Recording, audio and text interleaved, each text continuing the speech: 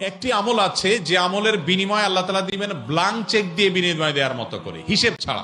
একটি মাত্র আমল আছে, আর কোনো আমল নাই। যে আমল সম্পর্কে আল্লাহ রাব্বুল আলামিন কোরআনে কারীমে বলেছেন যে এই আমলটি করলে দুনিয়াতে কোনো কাজের বিনিময় যেরকম ব্ল্যাঙ্ক চেক দিয়ে দিলে আমরা মনে করি যে ফিগার তার মতো বসায় নিতে পারবে, সবচাইতে বড় অ্যামাউন্টটা সে বসাতে পারবে, ঠিক একই ভাবে একটি আমল করলে কিয়ামতের ময়দানে বান্দাকে আল্লাহ তাআলা হিসেব করে করে কয় ওয়াক্ত নামাজ পড়েছো, কয়টা রোজা রেখেছো, কয় টাকা দান করেছো, কয়বার তাসবিহ করেছো, এভাবে হিসেব করে করে আল্লাহ তাআলা দিবেন না। আল্লাহ তাআলা থোক ব্ল্যাঙ্ক চেকের মতো হিসেব ছাড়া দিয়ে দিবেন একটা আমলের বিনিময়। সে আমলটা কি? কোরআনে কারীমে আল্লাহ বলেছেন ইন্নামা ইউওয়াফাস সাবিরুনা আজরাহুম বিগাইরি হিসাব। যারা তাদের জীবনে ধৈর্যশীল হিসেবে নিজেদেরকে প্রমাণ করতে পেরেছে। ইবাদত করতেও ধৈর্যের প্রয়োজন হয়, অপরাধ এবং পাপের পথ না মানানোর জন্য ধৈর্যের সংযমের প্রয়োজন হয়, আর বিপদ আপদে কষ্টে তো নিজেকে ধৈর্যশীল রাখতেই হয়। কোরআনে কারীমে আল্লাহ তাআলা বলেছেন ইন্নামা ইউওয়াফাস সাবিরুনা আজরাহুম বিগাইরি হিসাব।